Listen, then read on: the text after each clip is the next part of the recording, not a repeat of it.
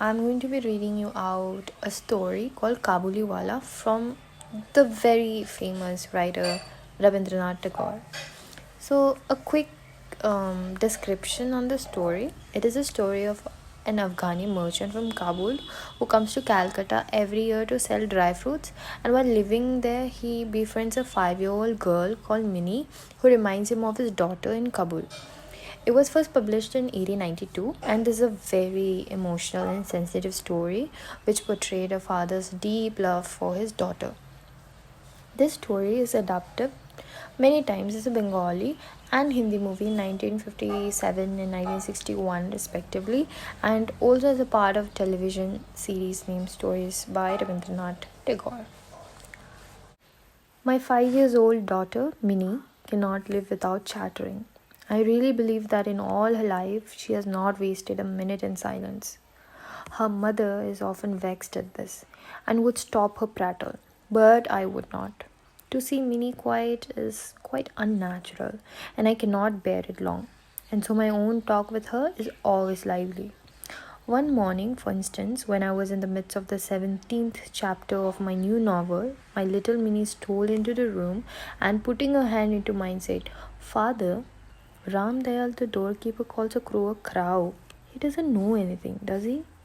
Before I could explain to her the differences of language in this world, she was embarked on a full tide of another subject. "What do you think, father? Bhola says that there is an elephant in the clouds blowing water out of his trunk, and that is why it rains." And then, darting off anew, while I sat still making ready for some reply to this last saying, "Father, what relation is mother to you?"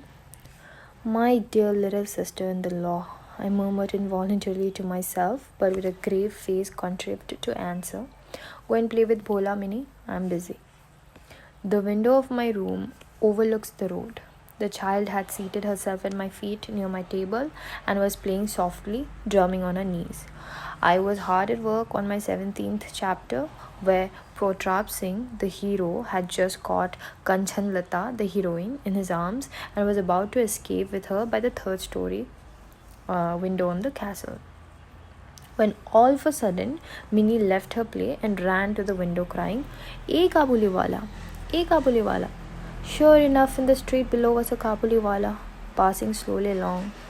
He wore the loose, soiled clothing of his people with a tall turban.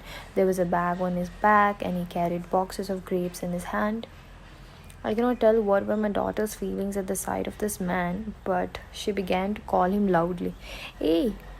I thought, he will come in and my 17th chapter will never finish. At which exact moment the Kabuliwala turned and looked up at the child. When she saw this, overcome by terror, she fled to her mother's protection and disappeared. She had a blind belief that inside the bag which the big man carried, there were perhaps 2 or 3 other children like herself. The peddler meanwhile entered my doorway and greeted me with a smiling face. So precarious was the position of my hero and my heroine that my first impulse was to stop and buy something since the man had been called. I made some small purchases and conversation began about Abdur Rahman, the Russians, the English, and the frontier policy. As he was about to leave, he asked, "And where is this little girl, sir?" And I, thinking that Minnie must get rid of her false fear, had her brought out. She stood by my chair and looked at the Kabuliwala and his bag. He offered her nuts and raisins, but she would not be tempted and only clung the closer to me, with all her doubts increased. This was their first meeting. One morning, however, not many days later, as I was leaving the house, I saw startled to find Minnie seated on a bench near the door, laughing and talking with the great Kabuliwala at her feet. In all her life, it appeared, my small daughter had never found so patient a listener, save her father. And already the corner of her little sari was stuffed with almonds and raisins, the gift of a visitor. "Why do you give her those?" I said, and taking out an 8 anna bit, I handed it to him. The man accepted the money without demur and slipped it into his pocket. Alas, on my return an hour later, I found the unfortunate coin had made twice its own worth of trouble, for the Kabuliwala had given it to Minnie, and her mother, catching sight of the bright round object, had pounced on the child with, "Where did you get that 8 anna bit?" "The Kabuliwala gave it to me," said Minnie cheerfully. "The Kabuliwala gave it to you?" cried her mother, much shocked. "Oh, Minnie, how could you take it from him?" I, entering at the moment, saved her from impending disaster and proceeded to make my own inquiries. It was not the first or second time I found that the two had met. The Kabuliwala had overcome the child's first terror by a judicious bribery of nuts and almonds, and the two were now great friends. They had many quaint jokes, which afforded them much amusement. Seated in front of him, looking down on his gigantic frame in all her tiny dignity, Minnie would ripple her face with laughter and begin, "Oh, Kabuliwala, what have you got in your bag?" And he would reply in the nasal accents of the mountaineer, "An elephant." Not much cause for merriment, perhaps, but how they both enjoyed the witticism. And for me, this child's talk with a grown up man had always in it something strangely fascinating. Then the Kabuliwala, not to be behindhand, would take his turn. "Well, little one, and when are you going to the father in law's house?" Now, most small Bengali maidens have heard long ago about the father in law's house. But we, being a little newfangled, had kept these things from our child, and Minnie at this question must have been a trifle bewildered, but she would not show it, and with ready tact replied, "Are you going there?" Amongst men of the Kabuliwala's class, however, it is well known that the words father in law's house have a double meaning. It is an euphemism for jail, the place where we are well cared for at no expense to ourselves. In this sense, would the sturdy peddler take my daughter's question? "Ah," he would say, shaking his fist at an invisible policeman, "I will trash my father in law." Hearing this and picturing the poor discomfited relative, Minnie would go off into peals of laughter, in which her formidable friend would join. These were autumn mornings, the very time of year when kings of old went forth to conquests, and I, never stirring from my little corner in Calcutta, would let my mind wander over the whole world. At the very name of another country, my heart would go out to it, and at the sight of a foreigner in the streets, I would fall to weaving a network of dreams. The mountains, the glens, and the forests of his distant home, with his cottage in its setting, and the free and independent life of far-away wilds. Perhaps the scenes of travel conjure themselves up before me, and I pass and repass in my imagination all the more vividly, because I lead such a vegetable existence that a call to travel would fall upon me like a thunderbolt. In the presence of this Kabuliwala, I was immediately transported to the foot of arid mountain peaks with narrow little defiles twisting in and out amongst their towering heights. I could see the string of camels bearing the merchandise and the company of turbaned merchants carrying some of their queer old firearms and some of their spears, journeying downwards the plain. I could see, but at some such point, Minnie's mother would intervene, imploring me to be aware of that man. Minnie's mother is unfortunately a very timid lady. Whenever she hears a noise in the street or sees people coming towards the house, she always jumps to the conclusion that they are either thieves or drunkards or snakes or tigers or malaria or cockroaches or caterpillars or an English sailor. Even after all these years of experience, she is not able to overcome her terror. So, she was full of doubts about the Kabuliwala and used to beg me to keep a watchful eye on him. I tried to laugh her fear gently away, but then she would turn around on me seriously and ask me solemn questions. Were children never kidnapped? Was it then not true that there was slavery in Kabul? Was it so very absurd that this big man should be able to carry off a tiny child? I urged that though not impossible, it was highly improbable. But there was not enough, and her dread persisted. As it was an indefinite, however it did not seem right to forbid the man the house, and the intimacy went on unchecked. Once a year, in the middle of January, Ramun, the Kabuliwala, was in the habit of returning to his country, and as the time approached, he would be very busy, going from house to house collecting his debts. This year, however, he could always find time to come and see Minnie. It would have seemed to an outsider that there was some conspiracy between the two, for when he could not come in the morning, he would appear in the evening. Even to me, it was a little startling now and then, in the corner of a dark room, suddenly to surprise this tall, loose, garmented, much bebacked man. But when Minnie would run in smiling with her, O Kabuliwala, and the two friends, so far apart in age, would subside into their old laughter and their old jokes, I feel reassured. One morning, a few days before he had made up his mind to go, I was correcting my proofs sheets in my study. It was a chilly weather. Through the window, the rays of the sun touched my feet, and the slight warmth was very welcome. It was almost 8 o'clock, and the early pedestrians were returning home. With their heads covered, all at once I heard an uproar in the street, and looking out, saw Rahman being led away bound between two policemen, and behind them a crowd of curious boys. There were bloodstains on the clothes of the Kabuliwala, and one of the policemen carried a knife. Hurrying out, I stopped them and inquired what it all meant.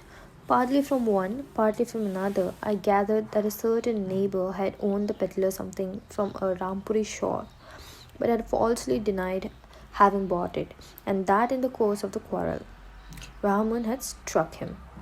Now, in the heat of his excitement, the prisoner began calling his enemy all sorts of names, when suddenly, in the veranda of my house, appeared my little Minnie, with her usual exclamation, "Oh, Kabuliwala, Kabuliwala!" Raman's face lightened up as he turned to her. He had no bag under his arm today, so she could not discuss the elephant with him. She at once, therefore, proceeded to the next question. "Are you going to the father-in-law's house?" Raman laughed and said, "Just where I am going, little one." Then, seeing that the reply did not amuse the child, he held up his feathered hands. "Ali," he said, "I would have trashed that old father-in-law, but my hands are bound."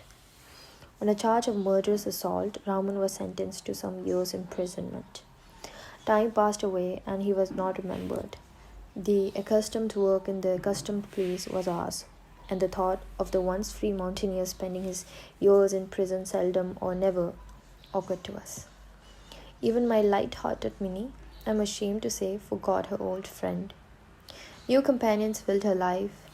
As she grew older, she spent more of her time with girls. So much time indeed did she spend with them that she came no more, as she used to do, to her father's room. I was scarcely on speaking terms with her. Years had passed away. It was once more autumn, and we had made arrangements for our Minnie's marriage. It was to take place during the puja holidays.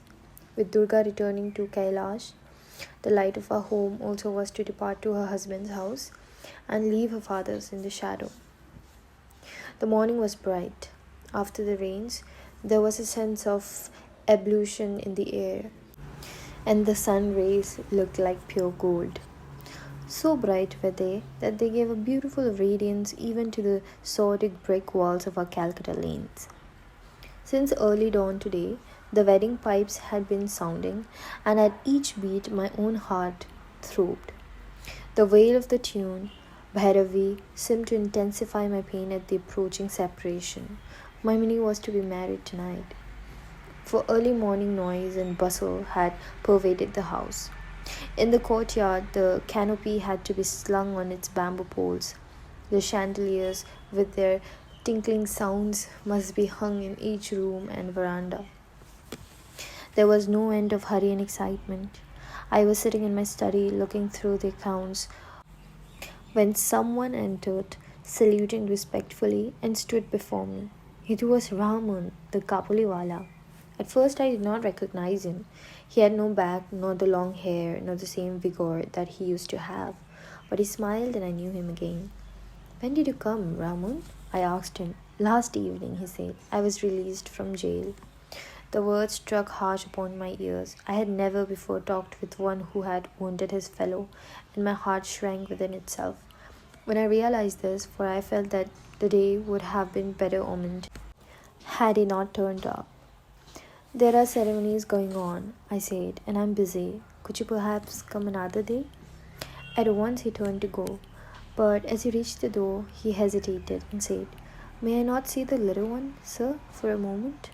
It was believed that Minnie was still the same. He had pictured her running to him as she used, calling, Oh Kabuliwala, Kabuliwala. He had imagined too that they would laugh and talk together just as of old.